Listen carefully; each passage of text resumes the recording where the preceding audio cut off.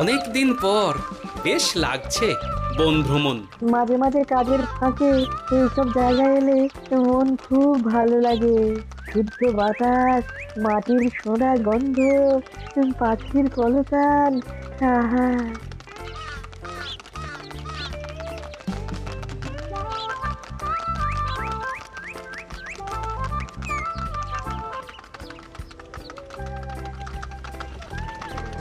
মহারাজের রথ থামছে। আমরা এইখানে বসে আজ রাজকার্য পরিচালনা করব। মন্ত্রী, তুমি ঝটপট এখানে বসার বন্দোবস্ত করে দাও। আমি এক্ষুনি ব্যবস্থা করে দিচ্ছি মহারাজ। এই এখানেই আমাদের বসার জন্য ছাউনি করে দাও। এক্ষুনি করে দিচ্ছি মন্ত্রী মশাই। এরা বসার জায়গাটা করে দিক, ততক্ষণ আমরা একটু হেঁটে আসি।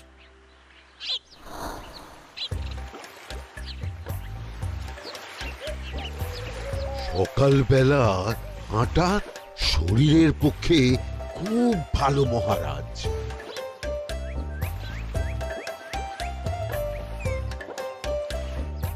আগেকার দিনে রাজা মহারাজরা এই সব বনে মৃগয়া করতে আসতেন। মৃগয়া একদম ভালো নয় মন্ত্রী। তুমি জঙ্গলে আসছো অন্য প্রাণীদের মারতে। কেন মারবে? ওরা তো তোমার কোনো ক্ষতি করেনি। না, তা করেনি, কিন্তু তখন ওটা রাজা মহারাজাদের খেলা ছিল। শুনেছি আপনার প্রপিতামহ খুব ভালো বাঘ শিকার করতেন, অনেক বাঘ মেরেছেন। মন্ত্রী, তুমি একটা কথা হয়তো জানো না। আমার প্রপিতামহ শিকার করতেন, কিন্তু কোনো স্বাভাবিক জানোয়ারকে নয়। যে বাঘ মানুষ খেকো হয়ে প্রজাদের ক্ষতি করত, আমার প্রপিতামহ সেই সমস্ত বাঘদেরই মারতেন। এছাড়া উনি বন্য প্রাণী সংরক্ষণ করতে বড়ই ভালোবাসতেন।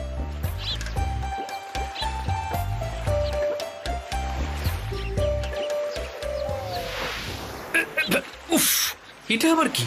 এই এটা আবার কোথা থেকে উড়ে এলো? কোথাও তো ঝড় হাওয়া কিছুই নেই।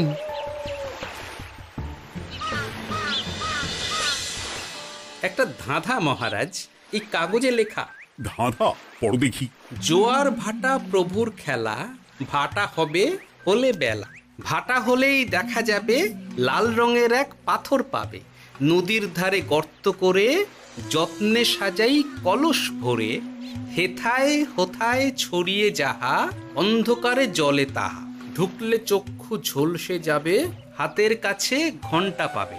ঠিক ঘন্টা বাজলে পরে পড়বে ঝরে থরে থরে। ঘন্টা যদি হয় ভুল, যেন তুমি হারাবে কুল। ঠিক ঘন্টা চিনতে হলে নকশা দেখো চক্ষু খুলে। সিন্দুক দেওয়ালে হাত দাও, আসল ঘটনা জেনে নাও। ওরে বাবা, খুব দীর্ঘ ধাঁধা। তা মন্ত্রী, তুমি কিছু বুঝলে? এটা একটা গুপ্তধনের নকশা। এর মধ্যে গুপ্তধন কোথায় আছে তার একটা ধারণা দেওয়া আছে। গুপ্তধন? ওটা আমাকে পেতেই হবে, পেতেই হবে।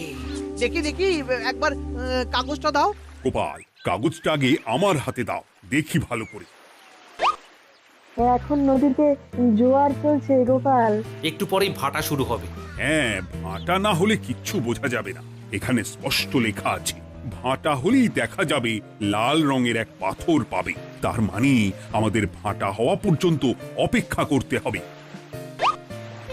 না, সময় নষ্ট না করে ধাঁধাটার সমাধান করতে শুরু করি। ভাটা হলে একটা লাল রঙের পাথর দেখা যাবে, এই পর্যন্ত পরিষ্কার আছে। বুঝতে হবে ওর পর থেকে।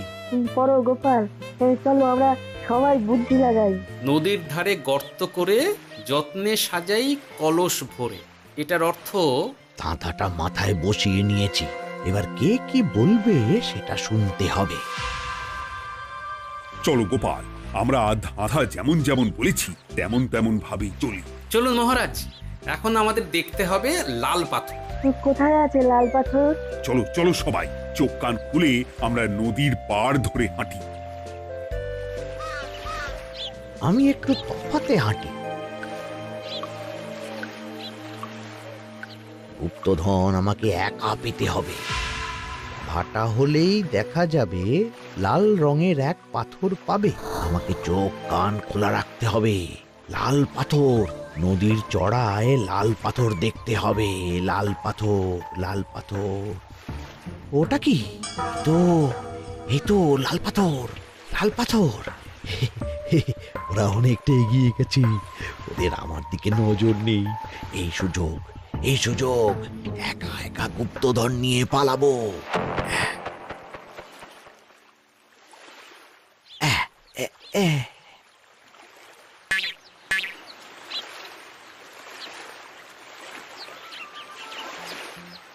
কি গো, আমরা তো হেঁটেই চলেছি, লাল পাথর তো কই দেখতে পাচ্ছি না।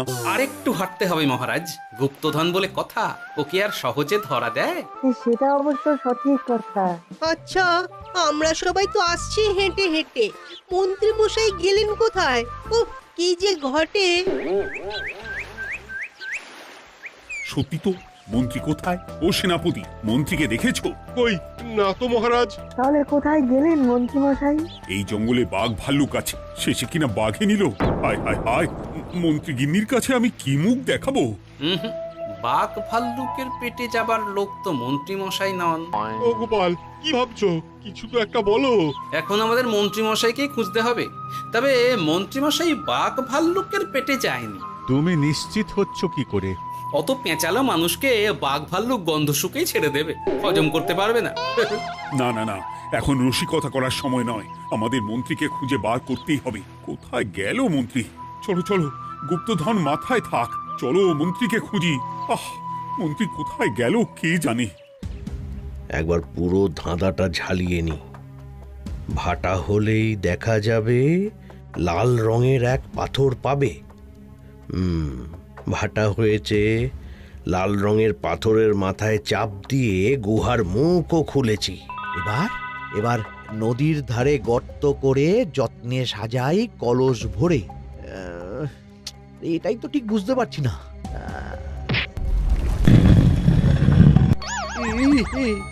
এই রে, এবার কি হবে? হ্যাঁ, মহারাজ, কোথাও একটা আওয়াজ হলো। এই, আওয়াজটা কোন দিক থেকে হলো? চলুন সামনে এগিয়ে যাই। আমার মনে হয় আওয়াজটা সামনের দিক থেকে এলো। আমারও তাই মনে হলো। তবে কি মন্ত্রী মশাই লাল পাথরের হদিশ পেয়ে গেছেন? আমাদের চোখে পড়লো না, অথচ মন্ত্রী মশাইয়ের চোখে পড়ে গেল। আসলে আমরা কথা বলতে বলতে গেছি, তাই নজরে পড়েনি। মন্ত্রী মশাই একা একা আমাদের পেছন পেছন আসছিলেন। উনি ইচ্ছে করেই আমাদের পেছনে পেছনে আসছিলেন। নিজে একা গুপ্তধন নিয়ে যেতে চেয়েছিলেন, এখন কোথায় আছেন কে জানে।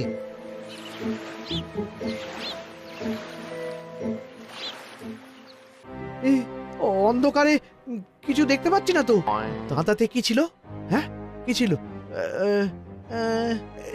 হেথায় হোথায় ছড়িয়ে যাহা, অন্ধকারে জলে তাহা, ঢুকলে চক্ষু ঝলসে যাবে, হাতের কাছে ঘন্টা পাবে। পেয়েছি পেয়েছি, ঘন্টা ঘন্টা ঘন্টাটা পেতে হবে। ঘন্টাটা ঘন্টাটা ঘন্টা।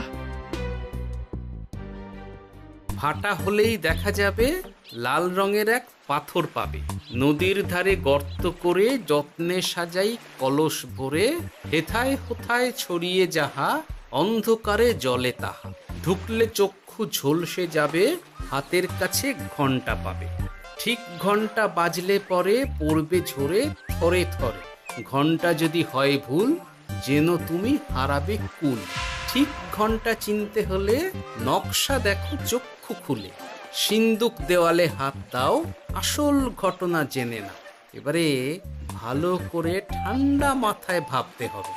ভাটা হলেই দেখা যাবে লাল রঙের এক পাথর পাবে।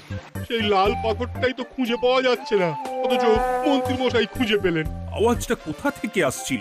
এই কাছে পিঠে এই কোথা থেকে আওয়াজটা আসছিল।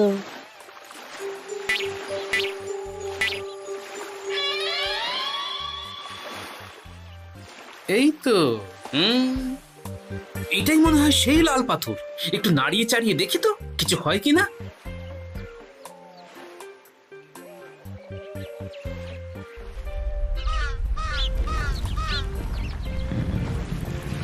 এই তো, কাজ হয়েছে। এই তো সুড়ঙ্গ। আপনারা নিচে নামুন। আপনারা কি দেখছেন সেটা বলবেন মহারাজ। সবাই যদি নেমে যাই, যদি কোনো কারণে সুড়ঙ্গের মুখ বন্ধ হয়ে যায়, তাহলে আর আমরা বাইরে বেরোতে পারবো না মহারাজ।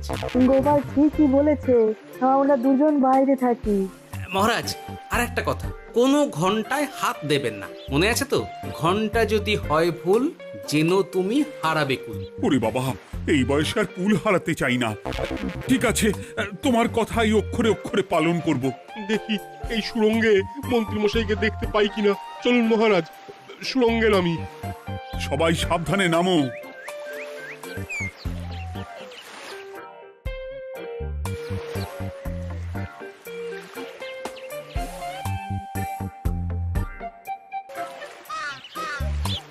মহারাজ, ওখানে কি কি দেখতে পাচ্ছেন? ওখানে কি মন্ত্রী মশাই আছেন? না গোপাল, মন্ত্রীকে এখনো দেখতে পাইনি। শুধু আমি এখানে অজস্র পাথর দেখতে পাচ্ছি। পাথরে পাথরে ছয়লাভ, ছোট বড় অজস্র। পাথরগুলো বড় অদ্ভুত, কিরকম কিরকম মানুষ মানুষ গড়ন। লম্বা বেঁটে হরেক রকম। মানুষ মানুষ গরম, সেটা কি রকম? আর কিছু? কোনো কলসি কি দেখতে পাচ্ছেন? কলসি তো দেখতে পাচ্ছি না। মহারাজ, কলসি থাকতেই হবে, কারণ ধাঁধায় লেখা আছে নদীর ধারে যত্ন করে যত্নে সাজাই কলস ভরে। গর্তটা আসলে হলো সুড়ঙ্গ, কিন্তু কলস। মহারাজ, মহারাজ, এইদিকে এইদিকে একটা কলসের মতো কি যেন আছে। এইদিকে আসুন, এদিকে এদিকে। হ্যাঁ গোপাল, দেখতে পেয়েছি। এবার আমি যেরকম যেরকম বলবো সেই রকম সেরকমই করবেন। আমি বিজ্ঞানীকে নদী থেকে জল তুলে পাঠিয়ে দিচ্ছি। পাত্র কোথায় পাবে? আমাদের জল খাবার যে পাত্র আছে সেটা আনতে লোক পাঠাচ্ছি। ঠিক আছে। শুধু একটা কথা বলছি, আপনারা কেউই সুড়ঙ্গের ভেতরে কোনো কিছুতে হাত দেবেন না। কেন গোপাল? সব পরে বলবো, এখন আমি যা বলছি সেটা শুধু মনে রাখুন। সুড়ঙ্গের ভেতরে কিছুতে হাত দেবেন না। ঠিক আছে। প্রহরী, তুমি যাও, যেখানে আমাদের বসবার আয়োজন করা হয়েছে সেখানে গিয়ে একটা জলের পাত্র নিয়ে নদী থেকে জল ভরে নিয়ে এসো। গোপাল, মন্ত্রীমশাই কোথায় গায়েব হয়ে গেলেন?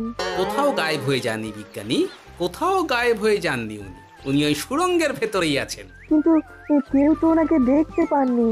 সম্ভবত পাথর হয়ে আছে। এখন কিভাবে পাথর হয়েছেন সেটা তো আমি বলতে পারবো না। সবটাই স্বপ্নের মতো লাগছে।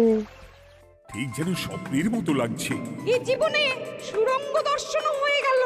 আমাদের পাতাল প্রবেশ। পাতালে আসিয়া আমি মনে মনে বলি, গুপ্তধন নিয়ে আমরা যেন সৎ পথে চলি। তোমার এখনো কাব্য আসছে সভাকবি?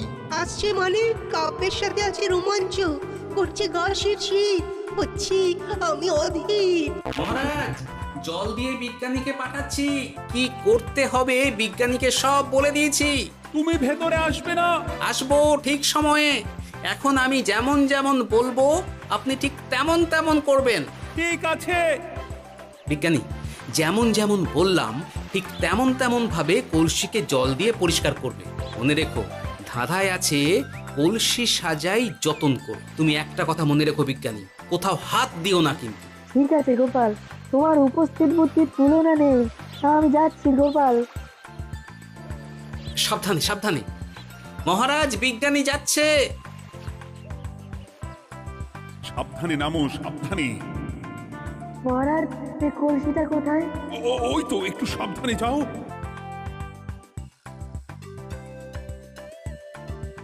বিজ্ঞানী, কলসির দেখা পেয়েছো? পেয়েছি পেয়েছি পেয়েছি। এবারে কলসিটাকে ভালো করে জল দিয়ে ধুয়ে দাও। কলসির আলোয় সুড়ঙ্গ আলোকিত গোপাল। এরপর কি? ভালো করে দেখুন মহারাজ, কোথাও ঘন্টা দেখতে পাচ্ছেন কিনা। ঘন্টা? একটা তো নয়, সার সার ঘন্টা, অনেকগুলো ঘন্টা। সাবধান, ঘন্টায় হাত দেবেন না, শুধু দেখুন।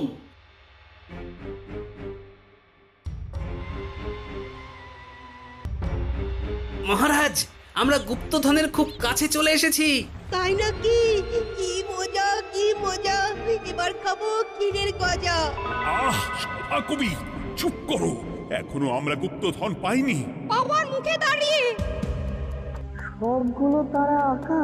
বিজ্ঞানী, কোনো ঘন্টায় চাঁদের নকশা করা আছে কি? একটু দেখে বলো না। আমি আতস কাজ নিয়েই দেখছি, সব ঘন্টাতেই তারা আঁকা। খবরদার, কোনো ঘন্টাকেই ছোঁবে না। ঠিক আছে, কোনো কিছু না ছুঁয়ে আমি দেখছি। পেয়েছি গোপাল, চাঁদ আঁকার ঘন্টা পেয়েছি। ওই ঘন্টাটা বাজাও, বাজাও।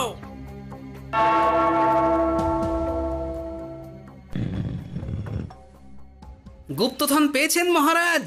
বাঁচাও, বাঁচাও, বাঁচাও।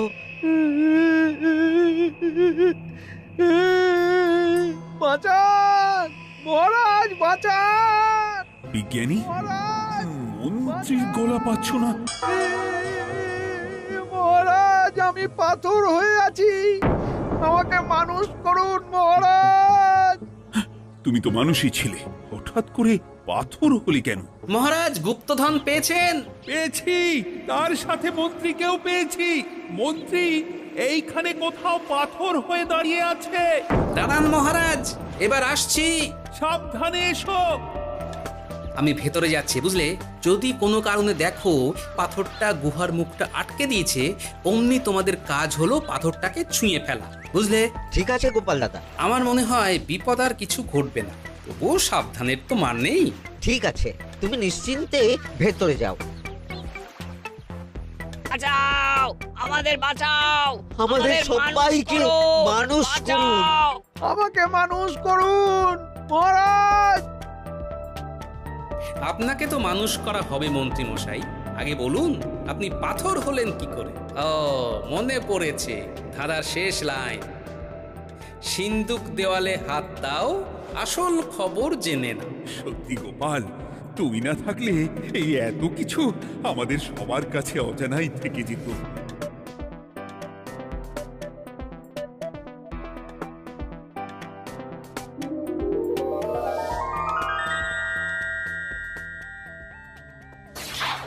ধন্যবাদ আমাকে মুক্ত করার জন্য।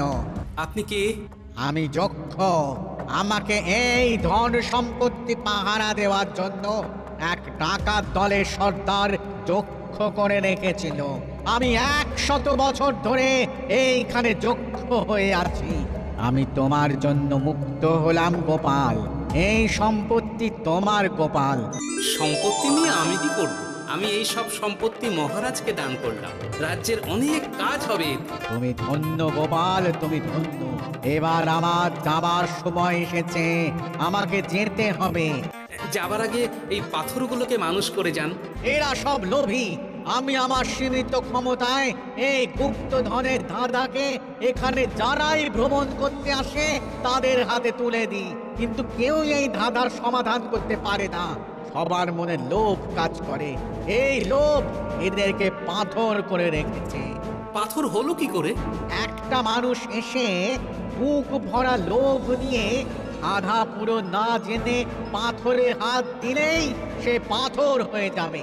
আমাদের ভুল হয়েছে, আর লোভ করব না, আমাদের বাঁচাও। আমাকে মুক্ত করে দিন, আমার খুব ভুল হয়েছে মহারাজ, মুক্ত করে দিন আমায়। তুমি এখানে আগে এসেছিলে, তাই তো আগে এসে ভাবলে নিজেই একা একা গুপ্তধনকে হরপ করে দেবে। এদিকে তোমাকে না দেখতে পেয়ে আমাদের কত চিন্তা হচ্ছিল। যারা লোভী তারা কারো কথা ভাবে না, শুধু নিজের কথা ভাবে। আমাকে আর একটা সুযোগ দিন, আমি আর লোভ করব না মহারাজ। তোমার কথার কোনো দামই নেই। না মহারাজ, আমাকে আর একটা সুযোগ দিয়ে দেখুন, আমি আর লোভ করব না, আমাকে মানুষ করুন মহারাজ। আমাদের সবাইকে মানুষ করুন, দয়া করে মানুষ করুন। যক্ষরাজ, এদের আপনি ক্ষমা করে দিন। ঠিক আছে, তোমাদের আবার মানুষ করে দিচ্ছি।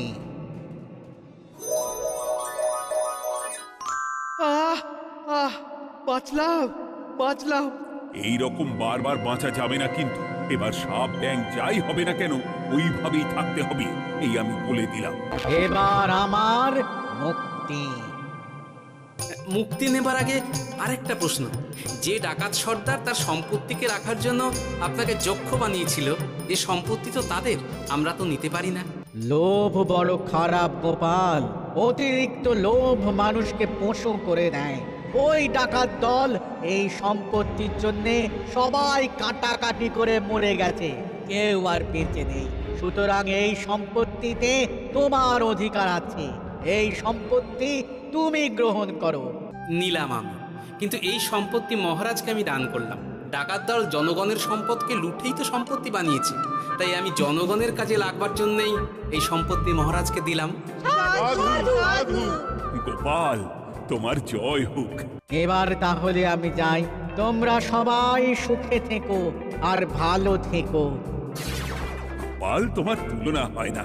তোমার ঋণ আমি কোনোদিন শোধ করতে পারবো না। তুমি কৃষ্ণনগরের জন্য যা করলে তা ইতিহাসে লেখা থাকবে। না মহারাজ, আমি এমন কিছু করিনি, এই কাজ সবাই করবে।